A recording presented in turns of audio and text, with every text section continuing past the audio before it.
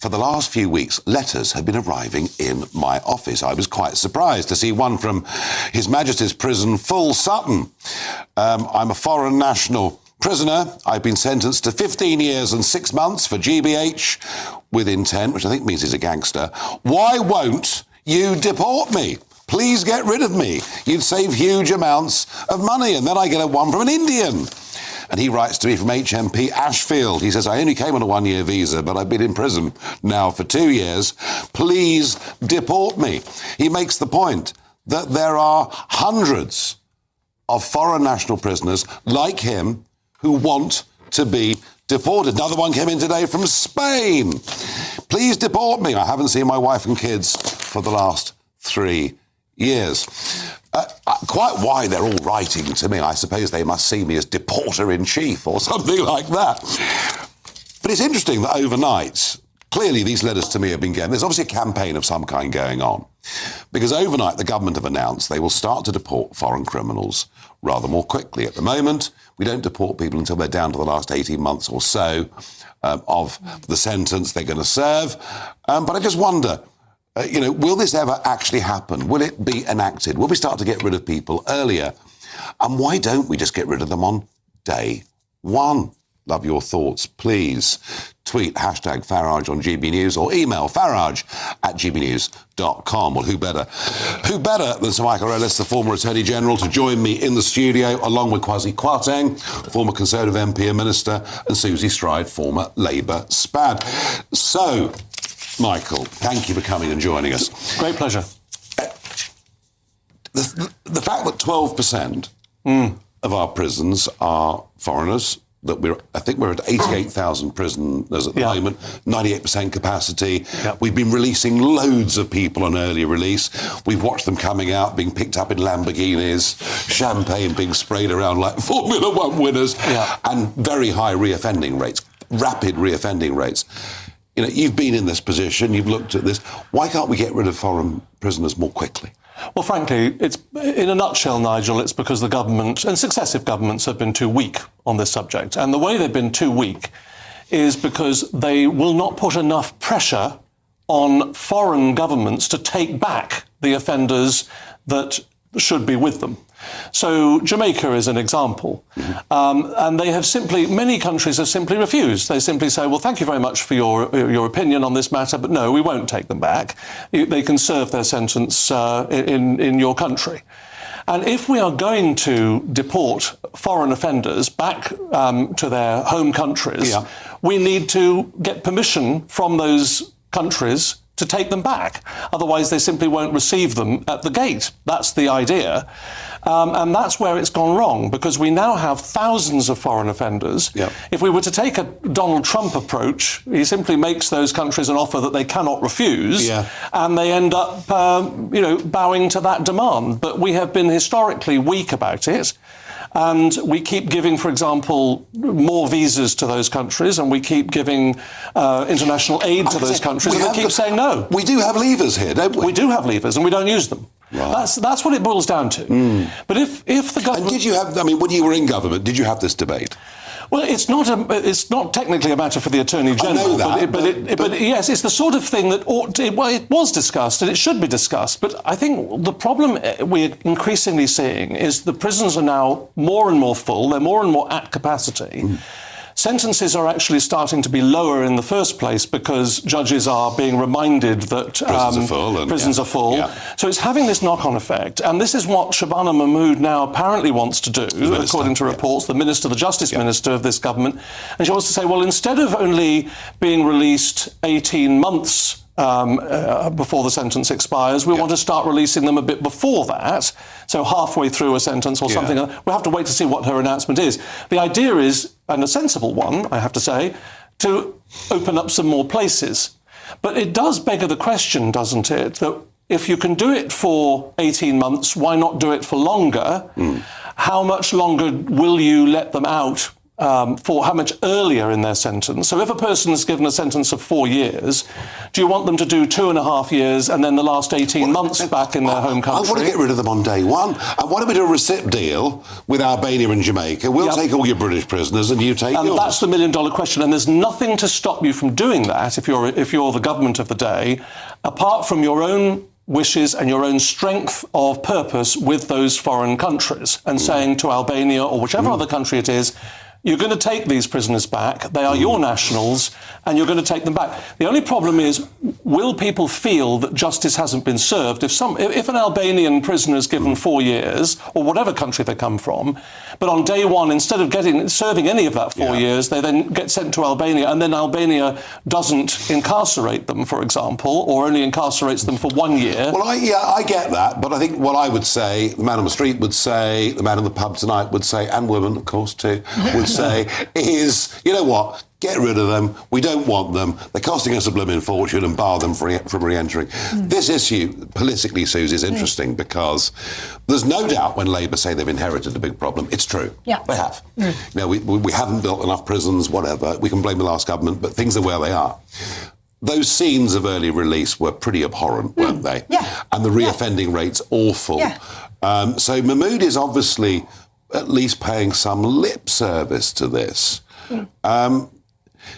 The point being made by Michael Ellis is that if governments get tough, so for any of this to work, we need to get tough. Is this government capable of getting tough with any other foreign government? I think 100%. I think, look, you can see, look, this is the right direction. People watching today are going to be like, why are we wasting money on this?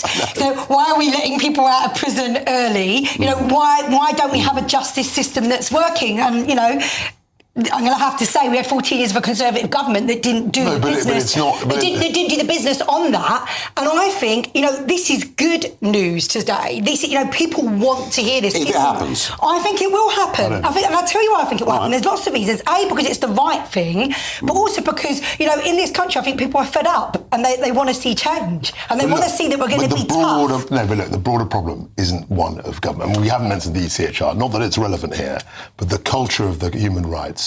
You can see in immediately you start deporting people. There'll be a whole bunch of lawyers, and there are your professional colleagues who will say we can't deport them to. It's not his fault. No. You know what Shakespeare said? It's always the lawyer's fault. I'm just saying, there's a broader culture where if you deported someone to Jamaica, someone will object. Oh, prisons in Jamaica aren't sufficiently of the standard that we need. It's inhumane to deport people to countries where they can't look after the prisons. All of that. Yes. And you're going to get that whole human rights. Well, that's what we did have, and the point is we've got a new government, we've got a new Labour government. But they won't do anything about it. Well, I don't agree. I think, you know, the Labour Party have listened and they know where the country's at. And they know that people want to see change. I'm an optimist. Susie, it's so endearing to at least meet somebody 1 year on who still believes in the government. We should I don't think it is just me. I think we are bringing change to the country. I think, obviously, you know, change does take time. We've been in not even a year yet. But I do believe that we're going to be hard on this. Okay, but the government has shown its colours. So on prisoners, you will remember, within 2 months, they let 5,000 people out, and that was where you saw the champagne and all of that. And so how is that government that let all those people out going to suddenly be tough and deport criminals? I don't believe it. The thing is, those decisions that we made then were because of what we had for 14 years of the Tories. Let us return to the much maligned legal profession. Lawyers, look, what it boils down to is this. Lawyers are not there to run the government. They shouldn't be there to run the government. They're there to be advisors. And this is where I think, you know, governments can go wrong, and we've seen examples of that. It shouldn't be to do with the ECHR, Nigel, this one, because if you're already sending prisoners back to Jamaica or back to their country of origin, if you're sending some back, it should be okay to send others back. It's not as though you're saying that a particular country, you're not trying to send prisoners back to Iran, for example. If a country is safe for a prisoner, it should be safe for all of those prisoners. So the determination that I think Shabana Mahmood is trying to make, if these reports are true, is that we should just bring back the time that they have to serve in this country so as to release some prison spaces. The other thing I think this government could look at is at the moment judges can't make deportation orders for prisoners unless they've been given a sentence of 12 months or more. Yeah. So why not look at actually saying, OK, even if you get 1 month in prison, you should be deported. You're not a desirable person for this country if you have been given a prison sentence. Well, I think that look would at be the threshold. That would be enormously popular. Yeah. Kwasi does raise a good point, though. Whilst ECHR is not directly involved in this particular debate, It gets its tentacles everywhere. but That's exactly right. and it's part of the culture. I think that was the point Kwasi was making. That's exactly right. It's very interesting that now right across Europe there is criticism of, I suppose, judicial activism. Yeah, the tide is turning very slowly. David Blunkett, as Labour Home Secretary, could deport tens of thousands of people without any trouble at all. Is ECHR reform actually going to happen? Well, it needs to happen. I mean, I've advocated about leaving the ECHR. Yeah. So, but the reality is that it's broken. The system is broken. There is now increasing judicial activism, and I say that as a former Attorney General. The truth of the matter is that judges are starting to make political decisions about some of these cases, and that is trouble for governments of all colours, by the way. Yeah. And it doesn't matter. That's the same whether it's a Labour government or a Conservative government, or any other government, Nigel, that might come in, right? Who knows? But that would be a main blocking point, and that can't be the right approach. Lawyers are there to advise, and that's how it should be. So right now, you think we have to either radical reform or we leave. Is that your position? Yes, it is. In fact, I'm not sure whether it's reformable, frankly. I have my doubts as to the reformability of the process. Is it reformable in your view? I think it is. I think, I think one of the things that makes us great as a country is we do have human rights. We have a certain way that we treat people, etc. And I think it is important that there are standards there. However, institutions can be abused, and that is part of maybe what we're talking about here. I think it can be reformed, and I think we need to see, again, look, we've been in government, for 12 months. Let's see what happens. We did have human rights before the Human Rights Act. We have Magna Carta.